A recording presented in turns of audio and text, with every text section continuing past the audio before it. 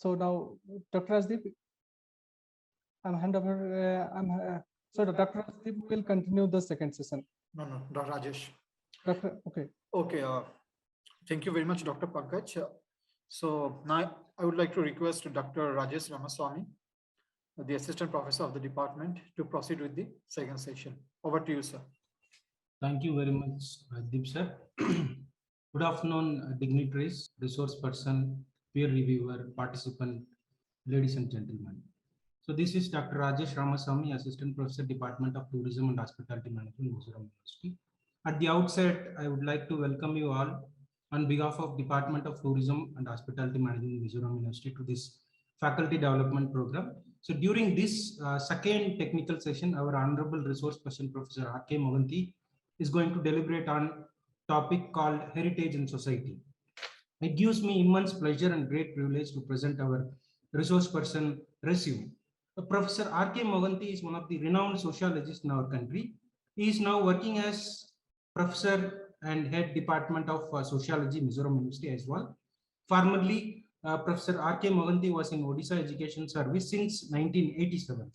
He has done MA in Sociology from Jawaharlal Nehru University, New Delhi in the year 1984. He also completed his MPhil and PhD from Institute of Advanced Studies, Meerut University, Uttar Pradesh, and completed pre-PhD formalities from one of the premier institutions, that is IIT Kanpur. He is holding postdoctorate from University of Nottingham, England. So this place is famous for Shakespeare. This is the birthplace of Shakespeare. He completed bachelor degree in law from Utkal University in the year 2011. He served as Deputy Secretary, Council of Higher Secondary Education, Odisha, Bhubaneswar from March 1997 to August 2000. He also served in Biju Patnaik State Police Academy from November 2008 to February 2016, teaching criminology and some minor acts relating to gender and juvenile justice.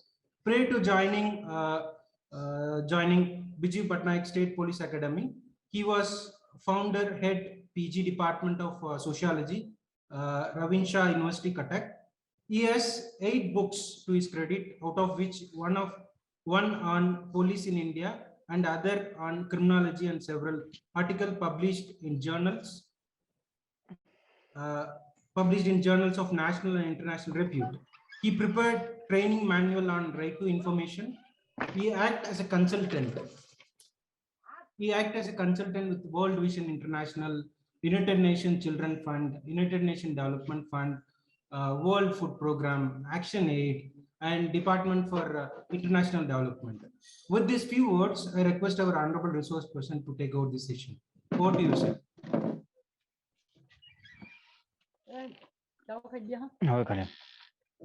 Okay. Am I audible? Yes, sir. Audible, sir. Yes, sir. Thank you, Rajesh, for such kind words which I so lovingly deserve. Sir, good afternoon. Good afternoon. Actually, I am privileged and proud to be included in this program. I may not be of interest to monument specialists, or for that matter, places of tourist attractions. When I am given a topic, heritage and the society, believe it or not, your program on 8th November today coincides with Native American Heritage Month, because November is the Native Americans Heritage Month. Our best wishes to the culture, especially Big Brother's culture, if you may so like the use of such word. And then actually what I am going to discuss today, let me skim it out first so that you can really establish the appropriate a link between what you want and what will be given to you. I will begin from the last two sentences of Neil Kamal. Neil Kamal said that once we are talking about heritage, we need to go beyond monuments. The second thing is that he said, the last sentence, there is a need for conceptual revamping. Where has the heritage studies taken us? How do we find the place of heritage in the society? What are the conceptual discourses that have gone on? What is the nature and the nuance of heritage studies in the context of connecting heritage to society or society to heritage? And what are the changes? How have the social changes occurred to heritage, impacted heritage? And how has heritage really impacted change, not only the concepts in the conceptual discourse, but also in the content of the heritage? Both concept and content have experienced change, and that is what Neil Kamal, professor, really meant when he said a conceptual exercise is necessary.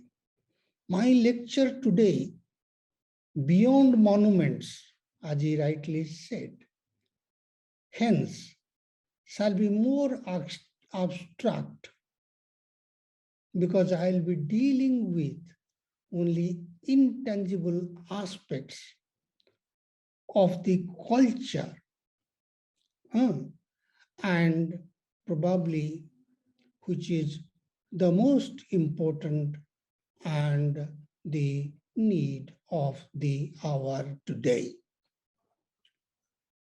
First, what I am going to tell you is this, that we need really a robust, that is what tourism secretary was saying, robust mechanism. Professor Patnaik, keynote speaker, talked about the paradigm shift. And there it becomes relevant to connect heritage to society and society to heritage. I'll also tell you the history of discourses. Probably Professor Neil Kamal was stored with enough of materials, and he has left certain things which I can capture during my discussions in an elaborate form. How do you justify this title first, heritage and society? Actually, society includes anything and everything under the sun. And heritage, therefore, is a crucial part of the social system. When we are connecting the lived past to the living present, their heritage and society get connected.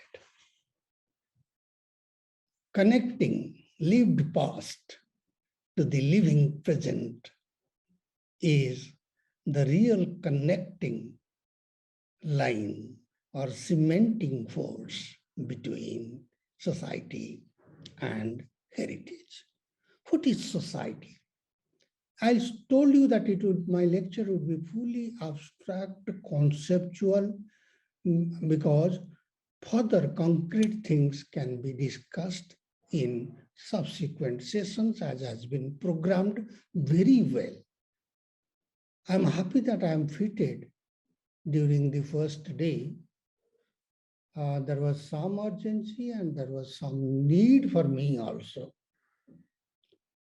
I will do it today as an overview. Had I done it on 11th, I would have done it as a summary of all that people would have said. So, therefore, what is society? Society is simply defined as a complex network of social relationships and social interactions amongst the people that comprise them. Simple meaning. I'm not quoting anybody. I'm giving you a meaning. A wave of relationships and interaction. Then what is heritage? Heritage is its essence. Heritage is its identity. Heritage is its people's perceptions, people's values.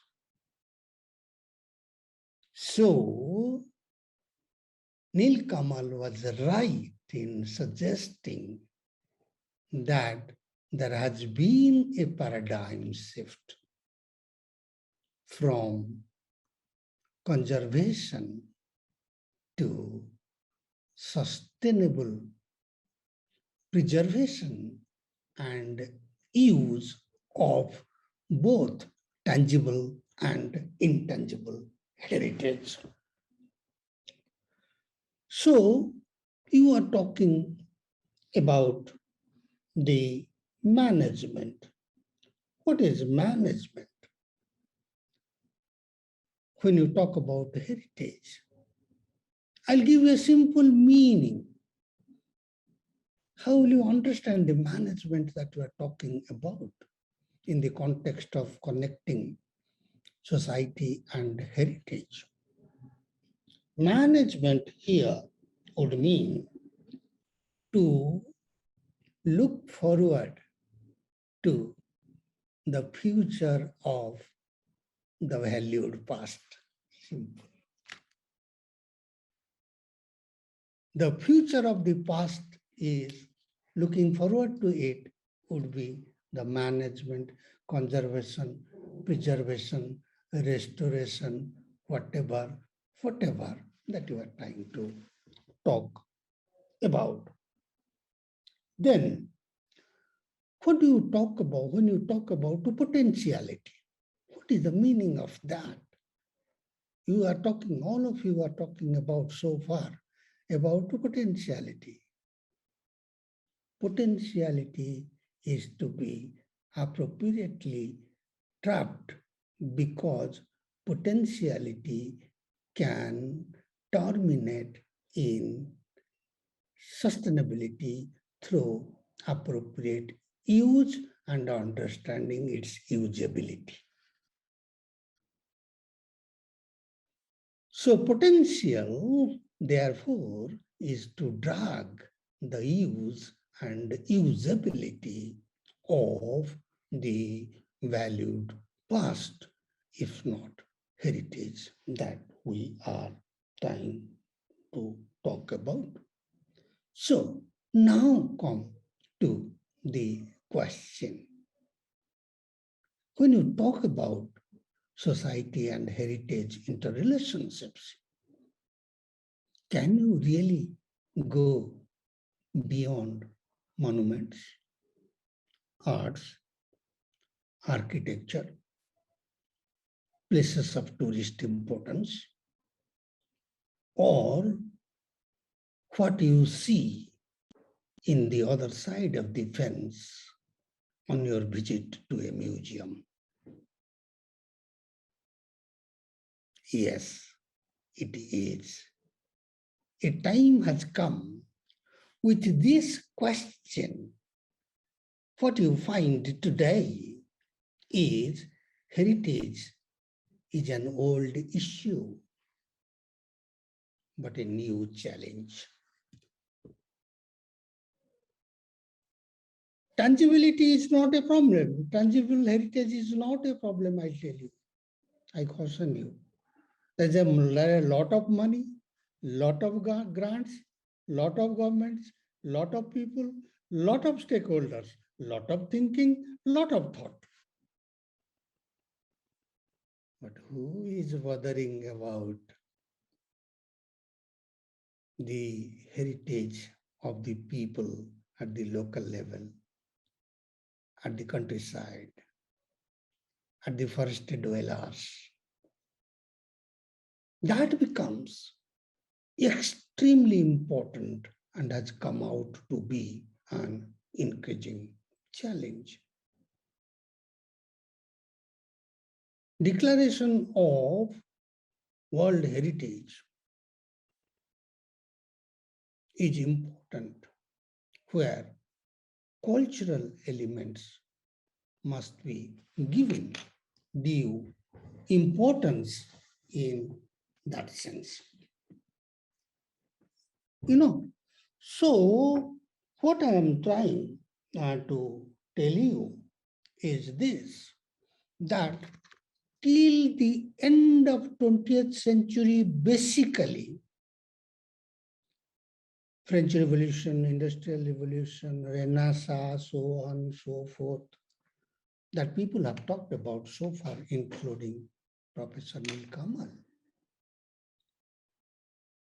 But what has been done till the end of 20th century? Nothing much. It is only in this century cultural heritage as a concept, as a society owned material. Material doesn't mean, I don't mean tangible.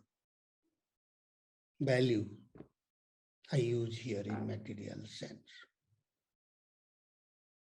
There are several typical values in each state in your country.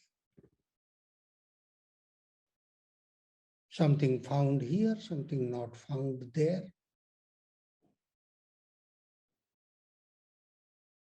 But that particular diversity must be taken into account.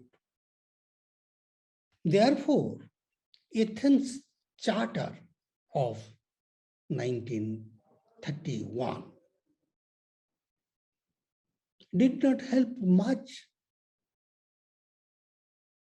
did not include the culture of Asian, African,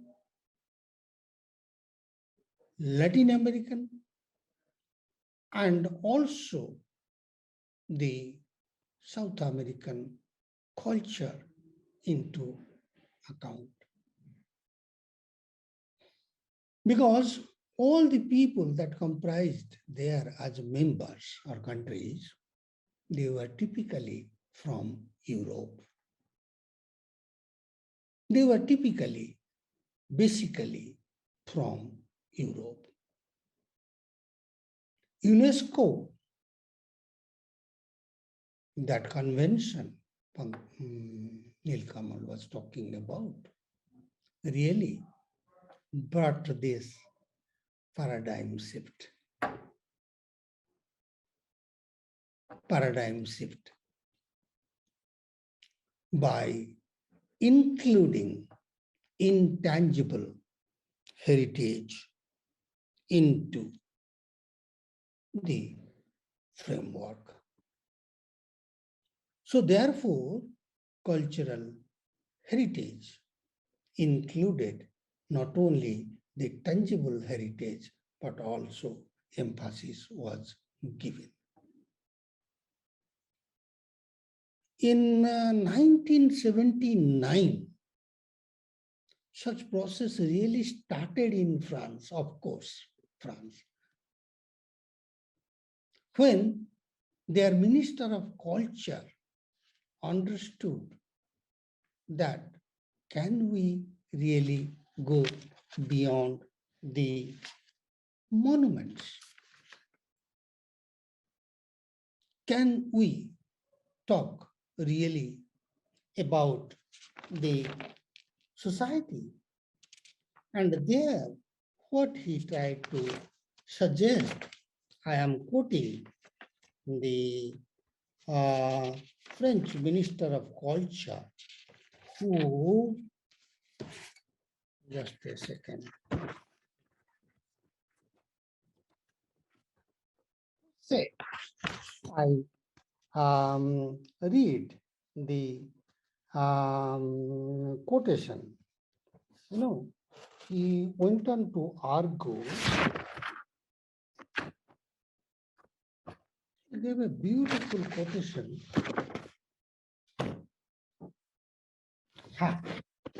He said, heritage is no longer stones or the glass separating us from the exhibits in a museum. It is also a village washing bay, the little country church, the local dialects, the charm of family photos, skills and the techniques, language, written and oral tradition, humble architecture. This is what he has gone on to argue. So therefore, this inclusion of intangible element in the culture has really brought a real renaissance, or what you call a paradigm shift. And when this paradigm shift occurred, three things has happened in the conceptual discourse. I'm not talking about the theoretical discourse. I will harp on the total concept because my idea here is to give you a total, robust, holistic, broad-based, human, elastic, and a dynamic approach to the concept of heritage while connecting heritage to society or society to heritage. What has happened? Three things have happened in the conceptual discourse. Number one, heritage has gone beyond monuments. Number one, monuments to people. It has become people-centered. People-centered in the sense it has given the local population an identity which makes them feel proud, which they hand down from generation to generation. I will elaborate this. Then the second thing, paradigm shift in the conceptual discourse that has occurred is a shift has taken place from objects to functions. Heritage is not the objects. What purpose does it serve? How much of heart is included to that? That is more important. It's not a mere architecture. I'll give you one example of India Gate of Delhi. It's not a simple structure. It is not a huge architecture. There is an underlying value in this for which people also visit and want to see India Gate. What is that value? The altruistic spirit of the defense forces in the country who fought for the land and led their life. Altruism. They didn't die for themselves. They died for a greater cause. And we celebrate them. So in functions, the type of value discussion that Neil Kamal was making, I will go in detail to those values when I will discuss how paradigm shift has occurred from object to functions, use and its usability, which is being recognized, becomes a template, then becomes something recognized as heritage. That value, there's a lot of value to spread in the society. When Janagana was sang in the inaugural ceremony, tell me what you felt. I saw somebody in the picture who was just distracted for some reason or the other during the problem, and when a sudden very alert. What is that? That is the spirit. That is the value. That is the culture. That is the heritage. That is what we have learned through our socialization from the beginning, the days we have passed so far. Then what is the third thing that I am going to discuss with you? That is, from preservation or conservation per se, now a paradigm has come where we are thinking about the sustainable use and sustainable development. It must not be kept like that. It should be put to use. It has its own positive side and negative side. If possible, I'll go into that. It has its positive and its negative side. Its maintenance is really necessary. You don't get your scooty started for a month or two. What happens? It gets junk. You don't recognize your values in your own society.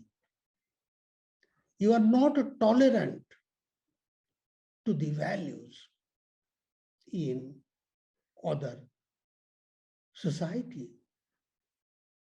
Then what will happen? They'll get junk. They'll die their premature death.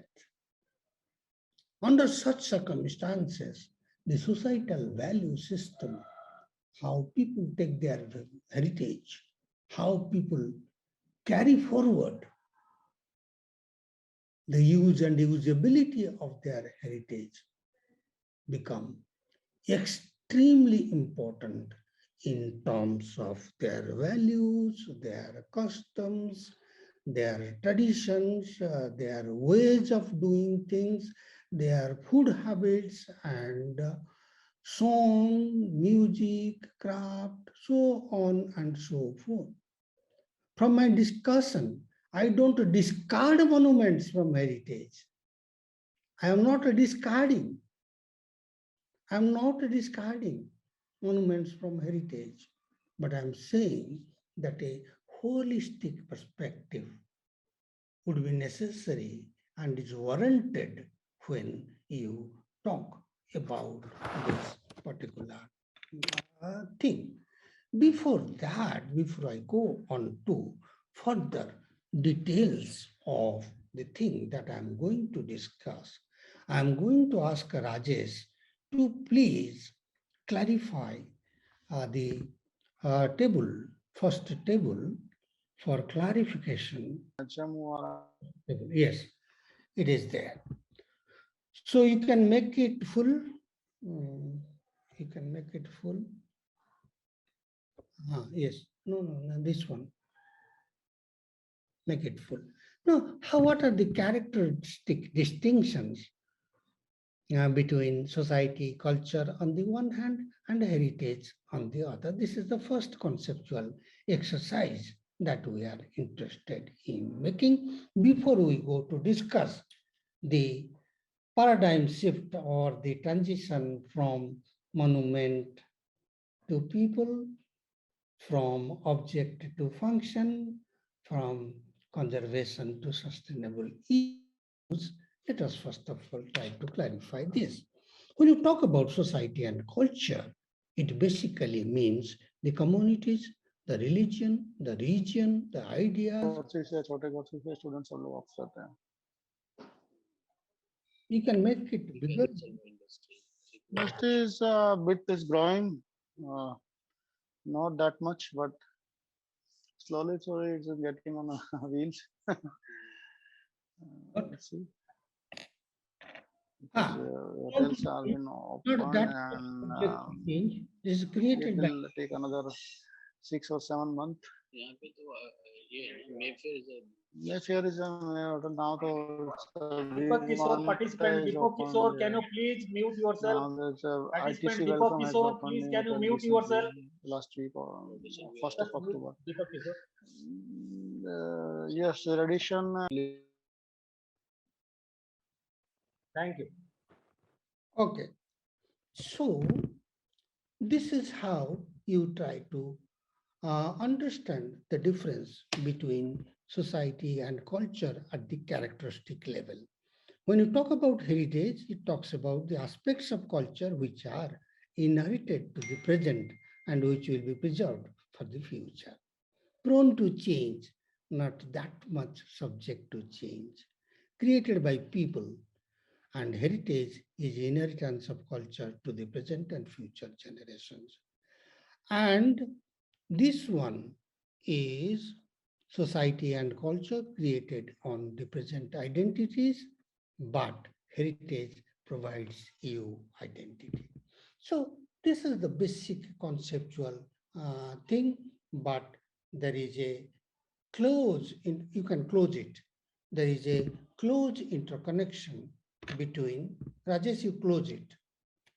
There is a close interconnection between heritage and society at the conceptual level. These are the distinctions that I try to make. Then coming to these three paradigm shift, how did it occur and why did it occur? Because there was a need for it. What is the problem in the intangible heritage not being included in the concept of heritage?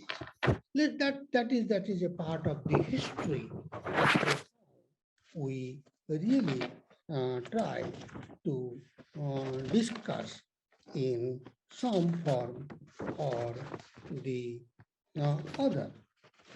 You know, this particular thing first was because there was total Eurocentrism in the approach that the European scholars did in the Athens Charter of 1931, because they didn't have the knowledge of the global culture, or for that matter, culture of specific regions and countries that I tried to tell you, Asia, Africa, and Latin America, or they didn't consider it important to be included. And as such, if you go to the history and the critique of 1931 Charter, then Athens Charter, then you will find this as a grave criticism. Second thing is this: we were so conscious of, from the very beginning, conscious of the funding support or the encouragement of research activities about the tangible heritage, that this intangible heritage or the value orientations or the customary traditions were not considered that very important. And this is because when we are talking about heritage, people were heritage specific with regard to their own country, their own region, or for that matter, their own geography. The interconnectivity between your culture or your heritage, your values with my values was not taken to be that very important. This was the second problem for which there was a need for the paradigm shift from monument to people, from object to function, from conservation to sustainable use. There was a third problem because when they were talking about the tangible heritage or the historic monuments or the places, the emphasis was basically on the historical, artistic, and the aesthetic values related to the conservation. So, therefore, when these things were there, intangible aspect being a part of the holistic cultural heritage became a problem.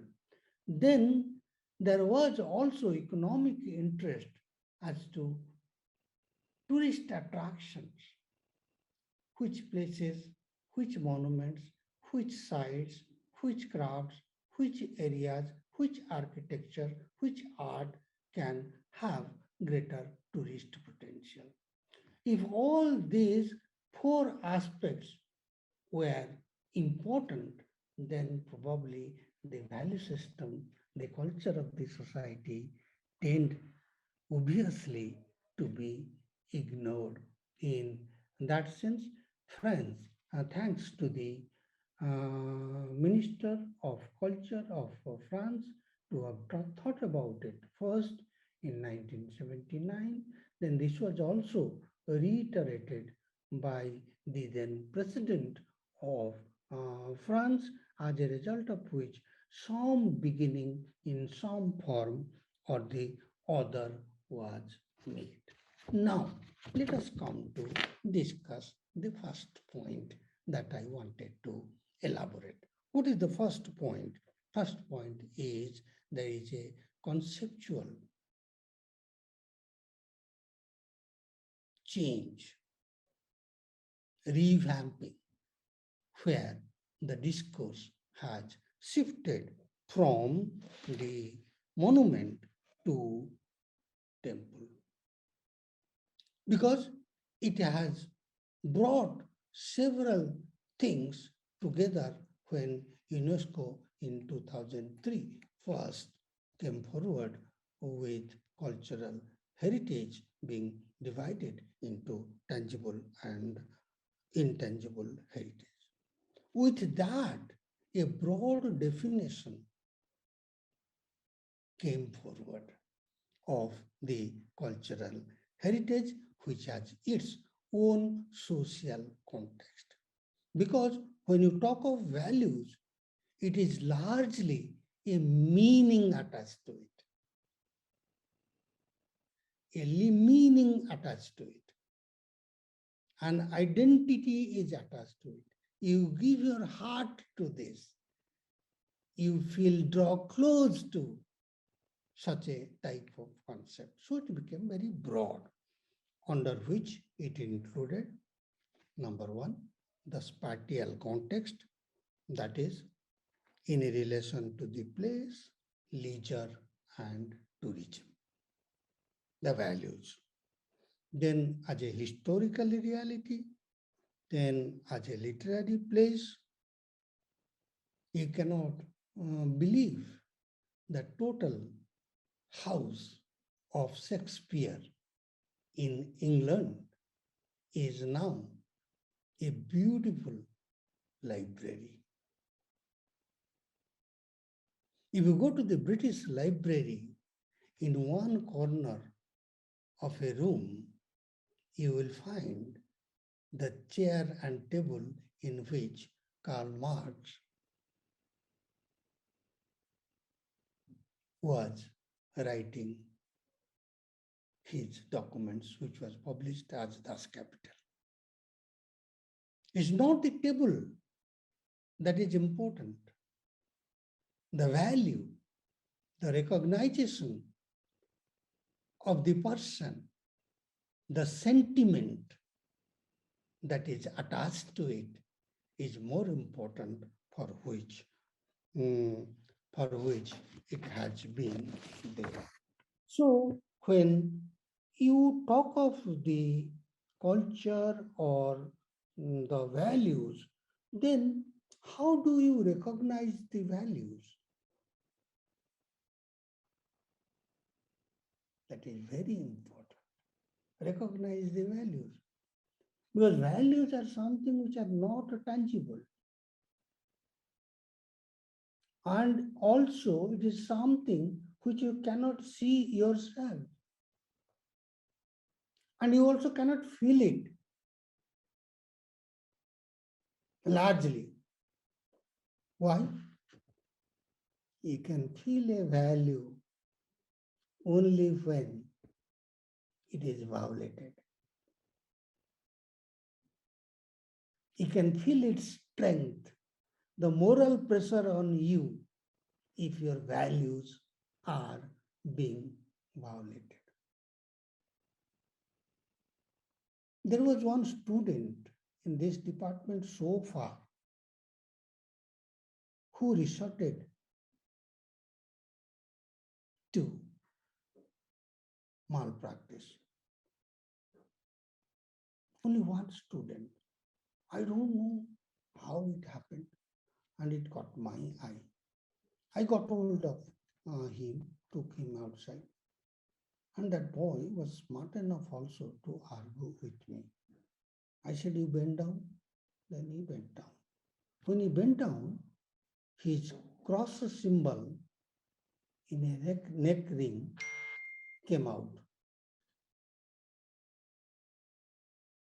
Then I told him, "Hey, you are committing a sin, you are a Christian. Do you understand? Only this technique of value that I use, believe it or not, that boy since then has been my best disciple.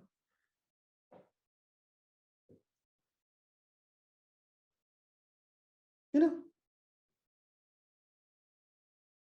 no need, only when.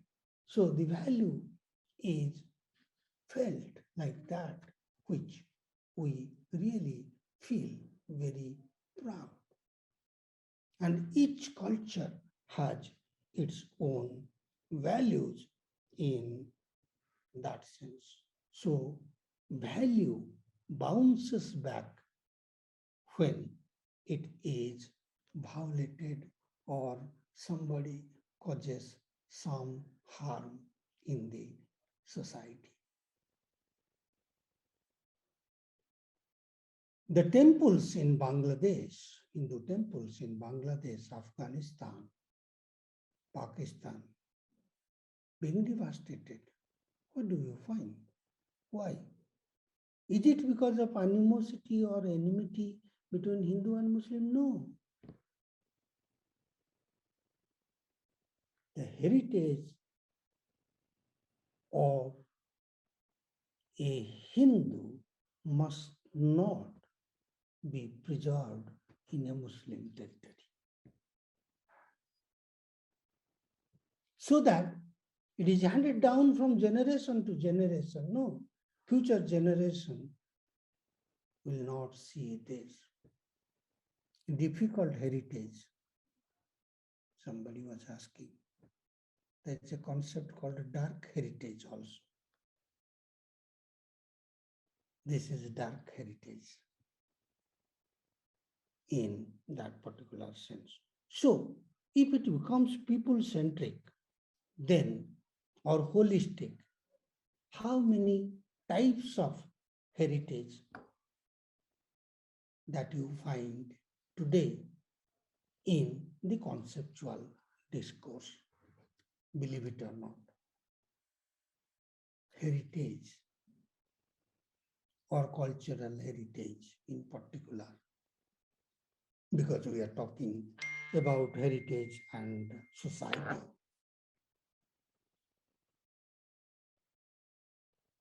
This can be classified under 6 heads. Now, much beyond, because it is holistic, it is robust paradigm shift that we are interested in and talking about. The first is first. What is that? Built heritage, you call it. Historic cities, cathedrals, monuments, architecture, castles are all included in this number 1 category.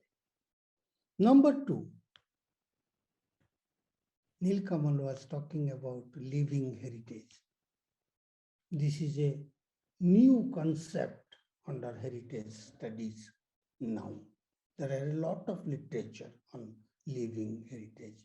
Probably living heritage as a concept best explains the relationship between heritage and society.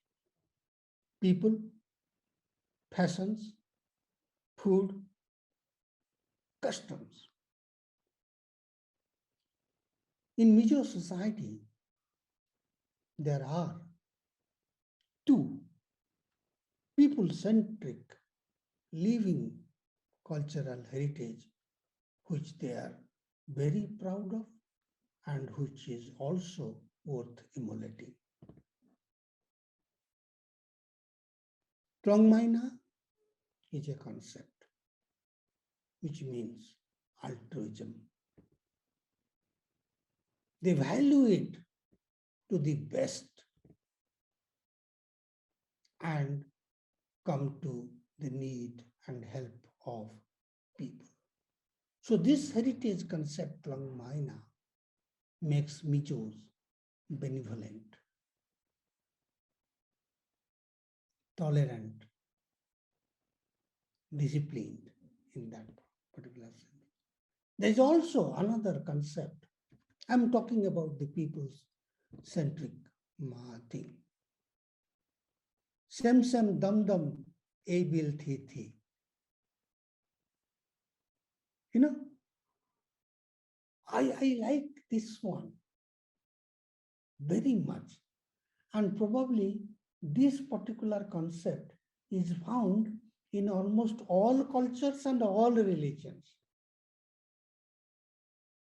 Never expect a return. Go on working. Your Gita also says this.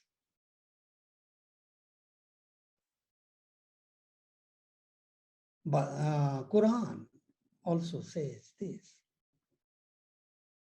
Go on working, don't expect any return. So what I'm trying to tell you, the second, living cultural heritage, which we cherish the most, value the most, go by it, and accept it in letter and spirit. Then industrial heritage. Industries, activities typical of a region or place, local coal mining, textiles, or for that matter, forest exploitation. Then, personal heritage. Number 4, regional aspects that have value and significance to individuals or groups of people, like personal objects, cemeteries, religious sites, etc. Solomon Temple in Aizawl, in that particular sense. So built heritage, living cultural heritage, industrial heritage, personal heritage, dark heritage. 5. That is what I was trying to talk about. War remains, or for that matter, wartime relics, or devastations, disasters, relics. That is another type of heritage. The last one is not the least and very important. Virtual heritage. Virtual heritage has now become extremely important, and Queen Elizabeth II was the first to use this particular concept called virtual heritage. ICT, communications, animations, and all these things have come up like this. And under this, you have in India, what is that? Hampi in Karnataka state. Beautiful heritage.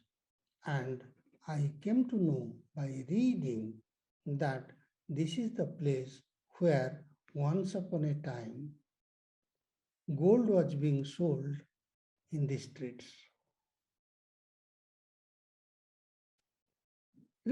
And that is a beautiful heritage site today.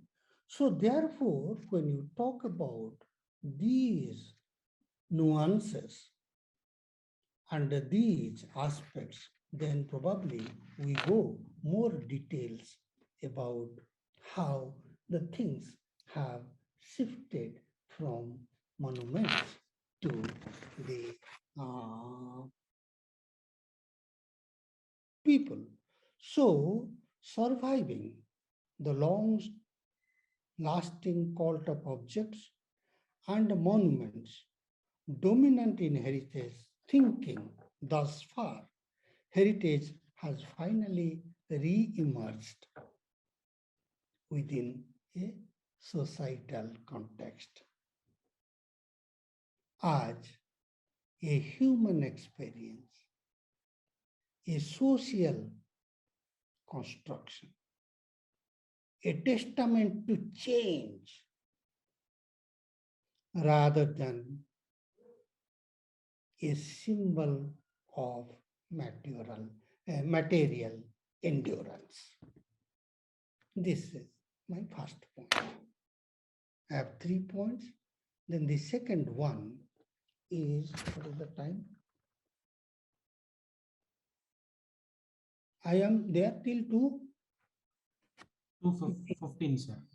2:15. Okay, okay. I'll do justice. Object.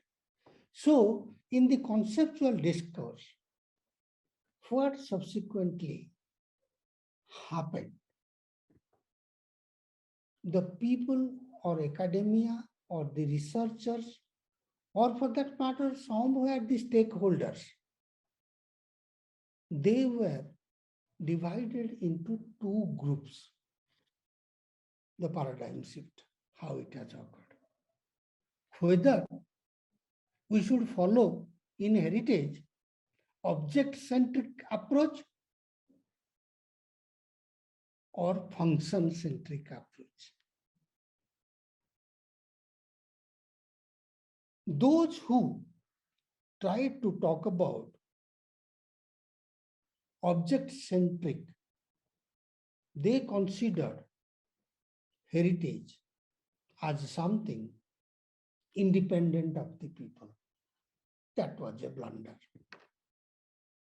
needing a paradigm shift, not susceptible to any change. So it is. Now, what has happened is that its function, its usability, its purpose, its goal, its aim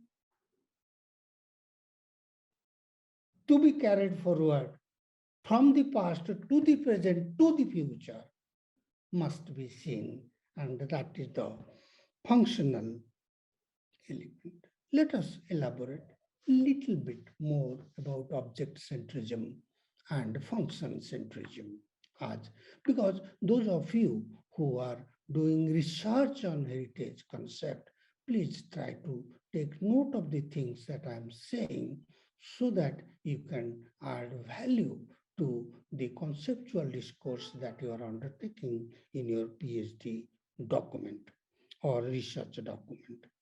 Although object centrism prioritizes the cultural object and views its protection as a value, its in own right, functionalism argues that cultural heritage cannot be identified as such without referring to the society and its meaning and the purpose for which such heritage is used by the people. This is the number one distinction between object-centric approach to the and the function-centric approach. Object centrism insists that it is impossible to determine the function of a cultural object in a society, because taking human interest and a taste as a prime creation means leaving the selection of cultural heritage to the subjective judgment. So, but functionalists try to suggest that heritage must not be, in the era of globalization, location specific. It has its global reach. Virtual heritage the example of Hampi that I was trying to give. So therefore, when we are talking about the function, we are trying to basically talk about the contemporary purposes of the lived past. There is a clear omnipresent move towards a people-centered functional approach in regard to heritage. So therefore, with this, what happens? The distance in place, the distance in time, and the distance in location specific thing has changed. Because once we are talking about the heritage, it has its possibility of global rich cultural interaction, or what social media people also often try to talk about as intercultural adaptation. There are a lot of scope for fusion and fusion of cultural elements in that sense. Then let us try to see as to what are the types of values that emerge when you talk about the transition of conceptual discourse from object to functions. Again, we recognize 6 types of values related to the type of heritage. Value-based sustainability can be understood only when the heritage values are understood. First is the cultural value.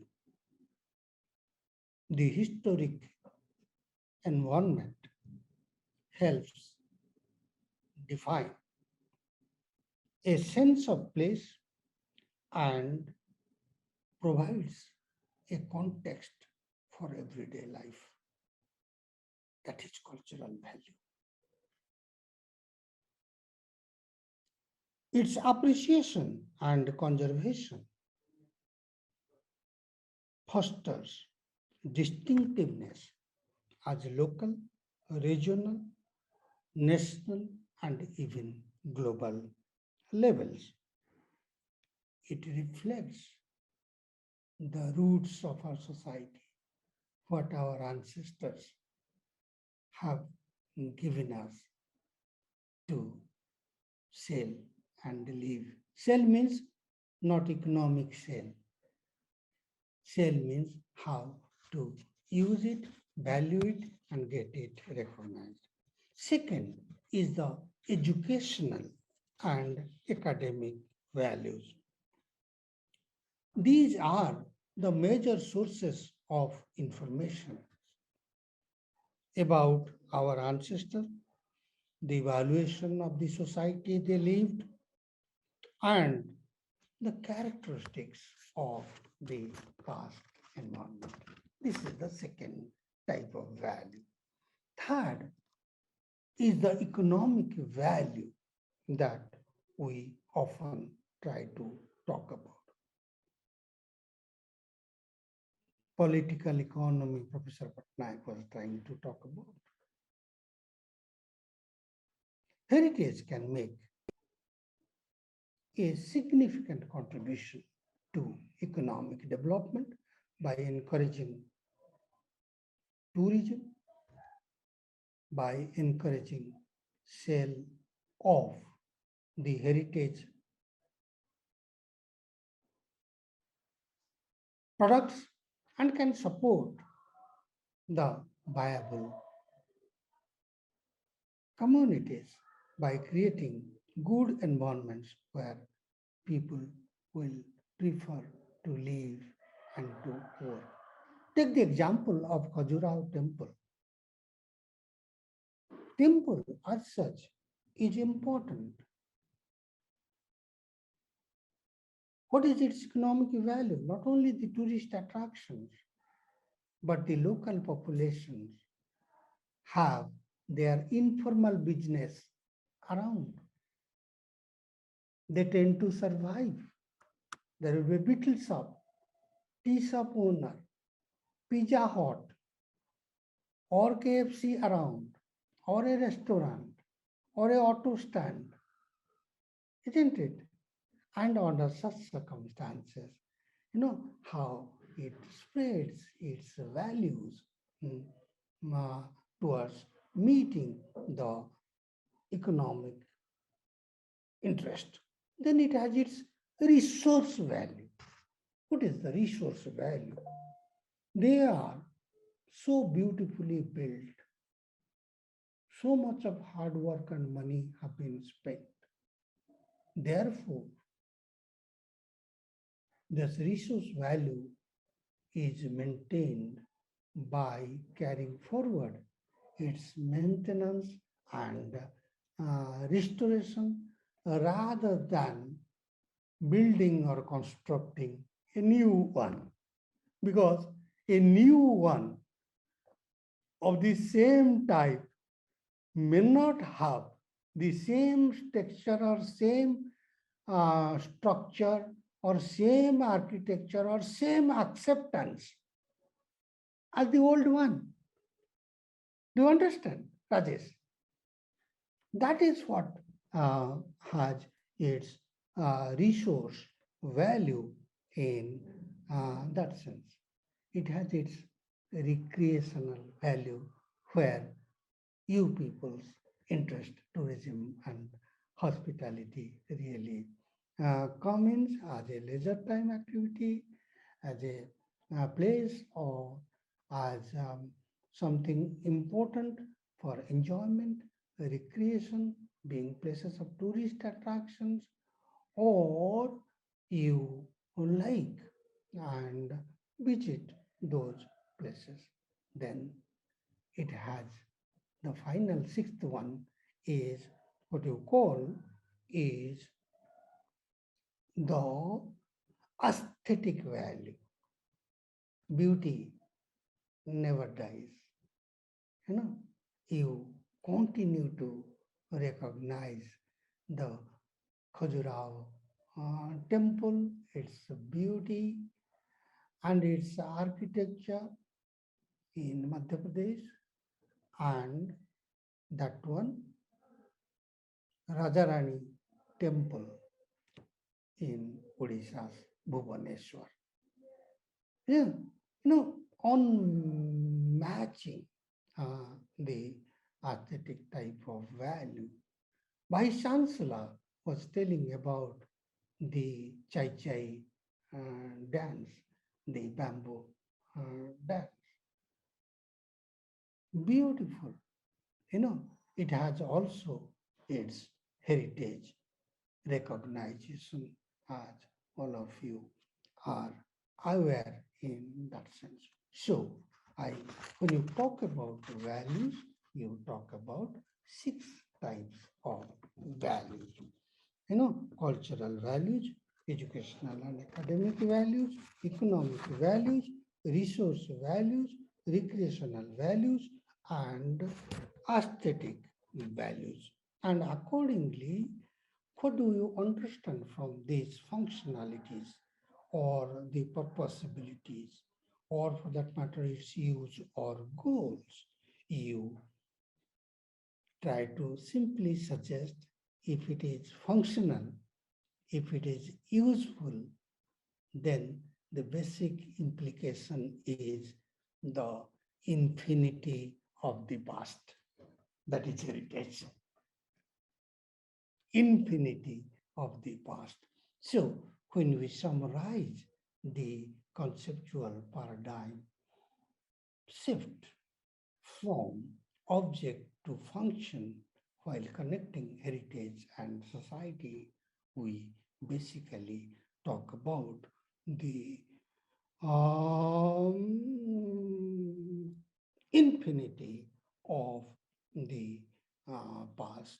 And if it reaches global communities, then probably it spreads and fuses, and it no longer remains a local product. Things become totally broad-based. So once this change has occurred,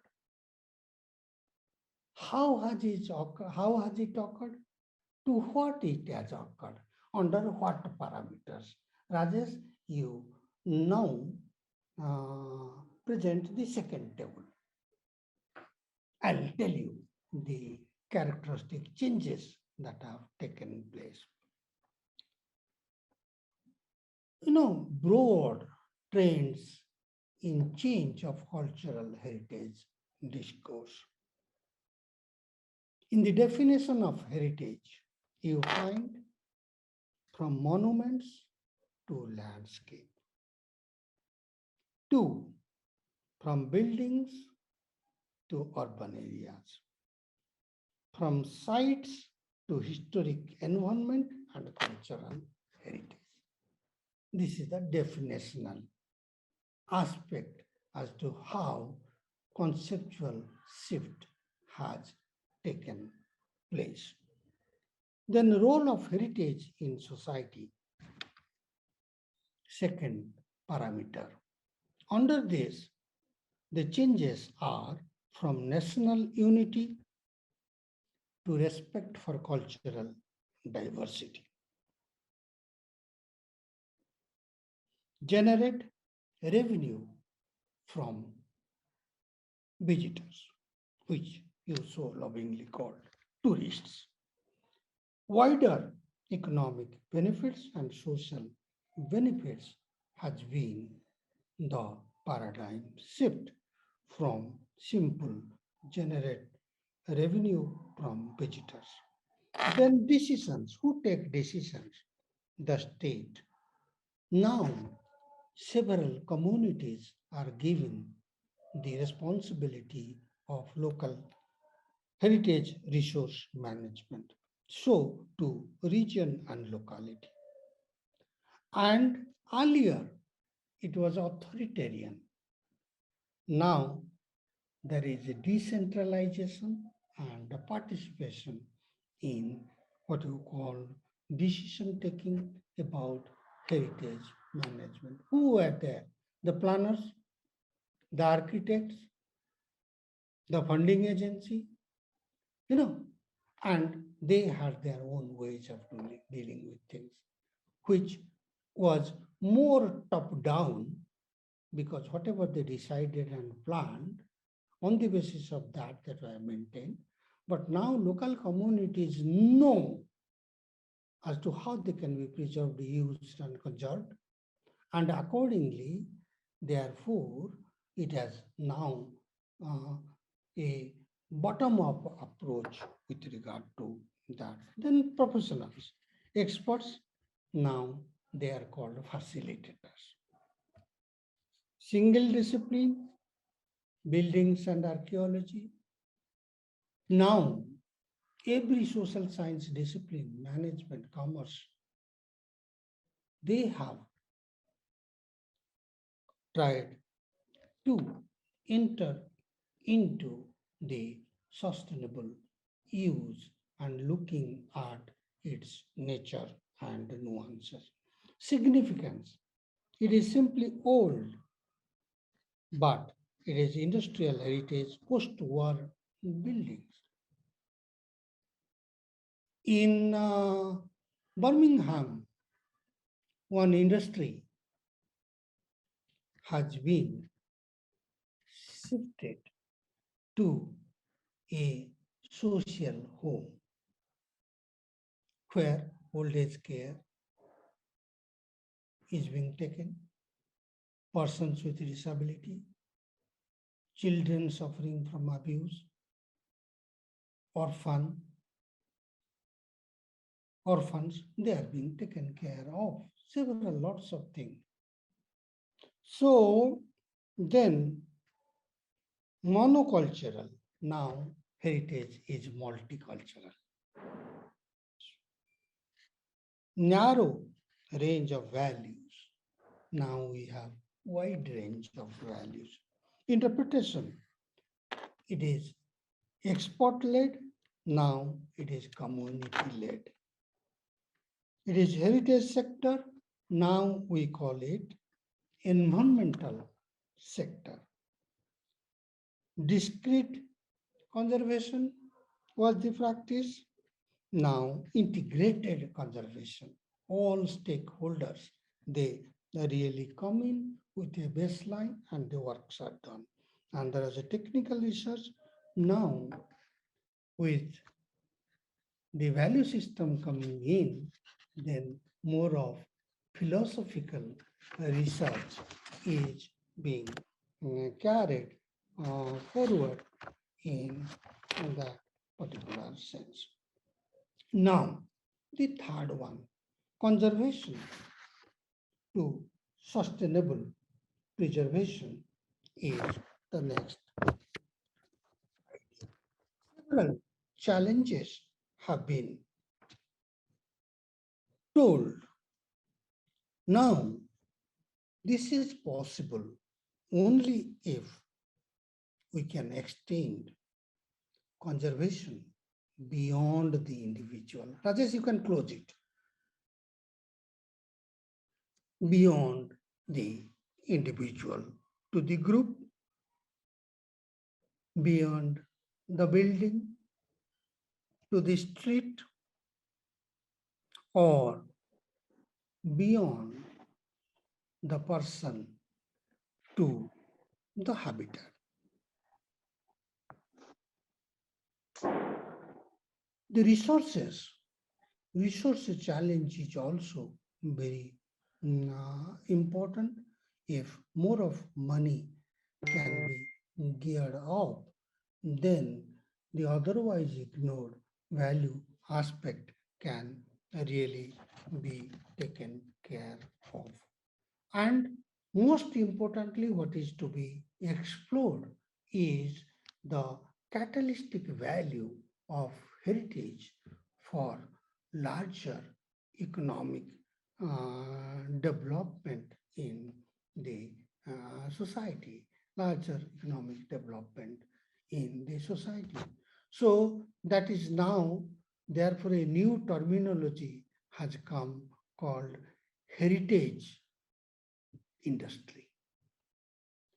You know, if at all it is properly taken care of, rather than exploitation of the heritage or commodification of the past, then probably miracles can really happen in your type of society.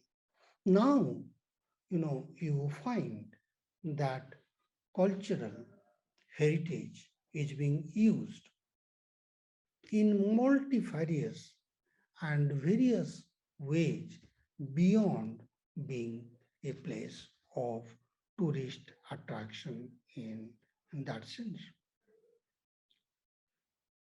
I was telling you the example of a factory in Birmingham, England, transformed into a multimedia center,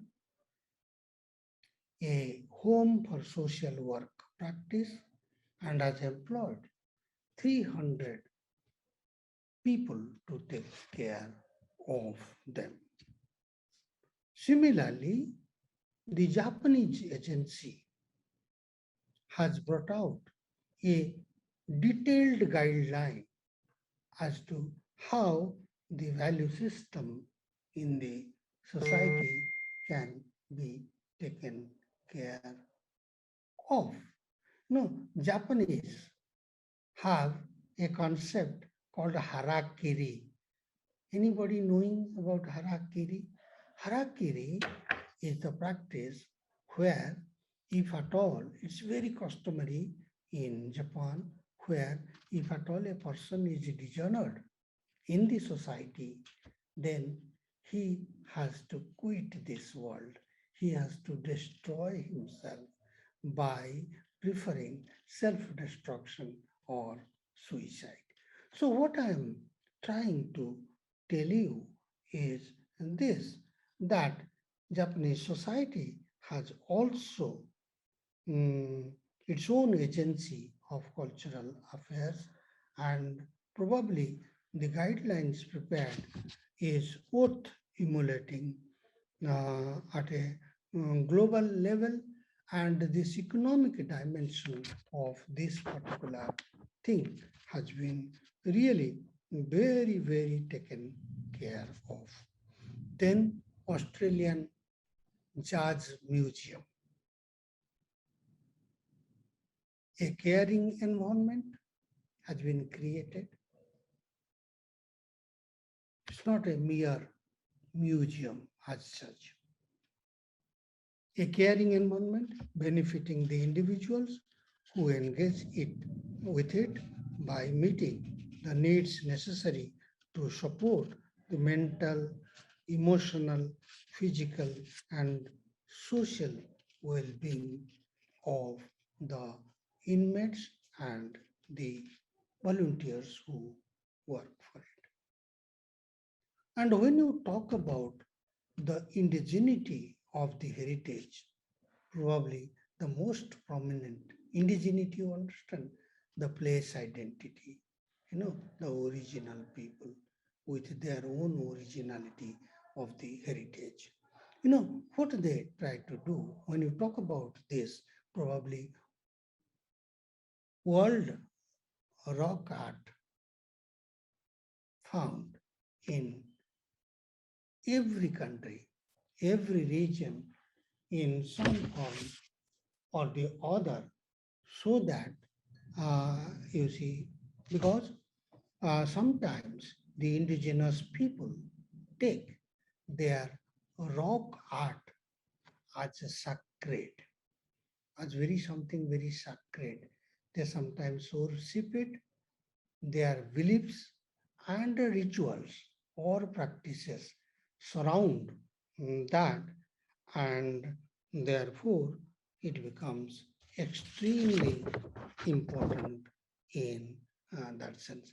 Then finally, the last concept, living heritage approach, that was talked about. The real connection is between society and heritage is understood through this very, very important concept, where what it suggests, that living heritage approach suggests fundamentally one thing, that there is a need for a shift from material-based approach to the value-based approach. Most specifically, there are three things in the living heritage approach.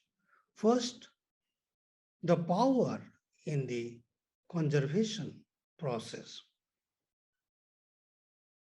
is no longer in the hands of conservation professionals, but passes on to the communities. Living heritage approach, number one. Number two, emphasis is not on the preservation of the tangible cultural heritage or material, but on the maintenance of the intangible connection of communities with heritage, even if the material might be hard. And thirdly, finally, heritage is not considered a monument of the past that has to be protected, from the present community for the sake of future generations. Heritage is now seen and protected as an inseparable part of the life of the present community. Thus, past, present, and future are not separated. No discontinuity, but continuity. Being unified into an ongoing present and hence continuity. Therefore, a living heritage approach attempts to mark the shift in heritage conservation from monuments to people, from the tangible fabric to intangible connections with heritage, and from discontinuity to continuity. Now, Rajesh, I will summarize the total thing in the form of the last table in 2 minutes time. Cultural historical values and contemporary socioeconomic values based on the current state of knowledge and introducing new terms. OV is old value, NV, not ENVY. NV is new values. So what has happened? Relative artistic value was given importance. Now, the educational value as against that is given importance. Aesthetic value, visual appeal, and the age value. Now the importance is the economic value, heritage as a source of social well-being, life and living, and livelihood in that particular sense. Then number 3, historical value, including memorial value, memory of place important for the image of place. This is the old value. As against that, we talk about the functional value, that is the use value, and then the identity value, role of cultural heritage in the identity of society, both global, local, and regional. And this has become a greater social value where cognizance and knowledge becomes important. Scientific value, the heuristics in creative thought, discoveries, and new theories. Now, instead of that, the new value is social access value as a platform for a reflective cultural heritage and the need for a new paradigm regarding the society. There's a rarity value and uniqueness in the old system. Now, certain other values creep into that called political value and the regional. If one government starts a heritage project and government changes, a new government comes, that remains halfway through till the next government of theirs come again. So what I'm trying to tell you, then authenticity value in the old system, identity and veracity of the work.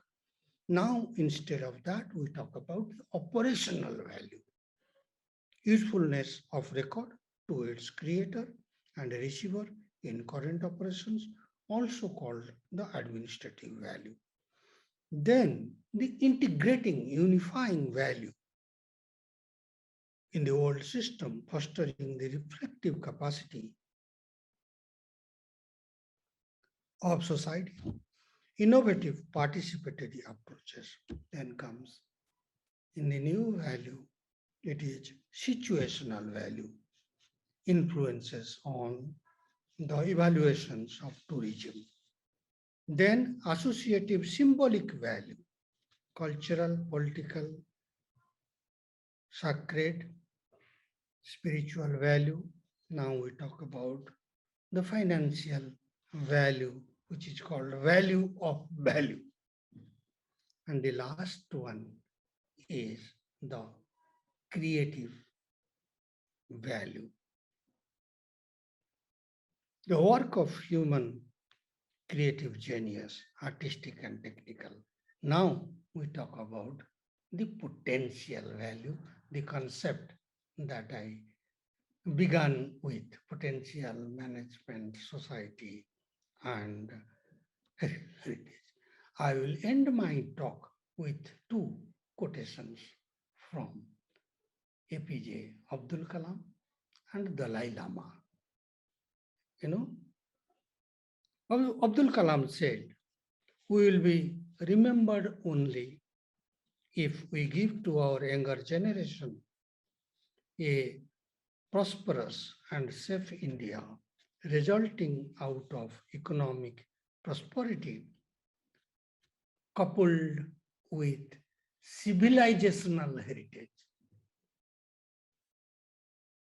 Very important term in the context of the discussion that we have made.